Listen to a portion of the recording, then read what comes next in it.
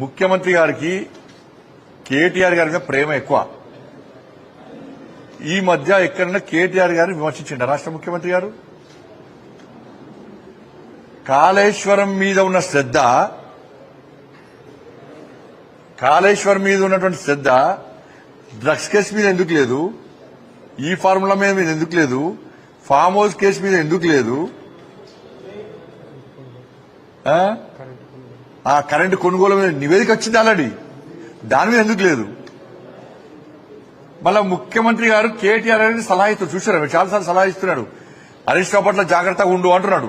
అంటే ఎంత అలర్ట్ చేస్తున్నాడు కేటీఆర్ గారు, ఎంత కాపాడే ప్రయత్నం చేస్తున్నాడు రాష్ట్ర ముఖ్యమంత్రి గారు. హరీష్ రావు విషయంలో అలర్ట్గా ఉండు అంటున్నాడు. అంటే కేటీఆర్ గారికి ఏ విధంగా నీడ లెక్క వివరిస్తున్నాడు. ఆయనకు రక్షణ కవచం, ఈయనకు రక్షణ కవచం.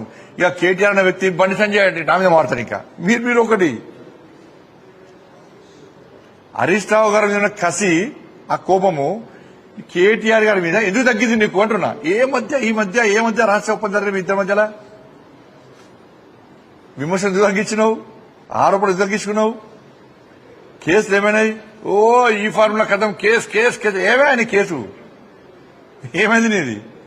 డస్ట్ కేసు నేను మళ్ళీ అంటున్నా, అకున్ సబల్వాల్ గారి రిపోర్టు బయటపెట్టు నీకు దమ్ముంటే. నువ్వు కేటీఆర్ ఒక్కటి కాదు అనుకుంటే అకున్ సబల్వాల్ రిపోర్ట్ బయటపెట్టు. రిపోర్ట్ ఏమైంది? రిపోర్టు మాయం చేసింది ఎవరు? పట్టుకరా. నువ్వు మళ్ళా విచారణ జరపకియా, నువ్వు విచారణ ఏమద్దు, దక్ష విచారణ జరపకు. నువ్వు అకున్ సబల్వాల్ రిపోర్ట్ బయటపెట్టి అంతే. తెలుసు, రాష్ట్ర ముఖ్యమంత్రి ఒక ముఖ్యమంత్రి స్థాయి వ్యక్తి అకున్ సబల్వాల్ రిపోర్ట్ ఏమిచ్చో తెలుసు, దాన్ని ఎవరో తెలుసు.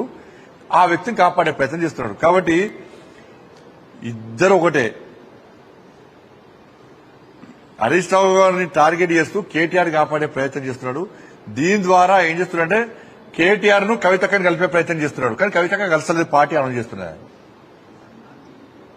మరి ఈ శ్రద్ధ ముఖ్యమంత్రి గారికి, ఎందుకంటే భవిష్యత్తులో బీఆర్ఎస్ కాంగ్రెస్ మనం కలిసి పోటీ చేద్దాం, హరీష్ రావు గారు ఒక్కరిని పక్కకు పెడదాం, నువ్వు కవితక్క కలిసి ఉండండి, మనం కలిసి ఉందాం, మనం కలిసి పోటీ చేద్దామన్న ఆలోచన ముఖ్యమంత్రి గారిది.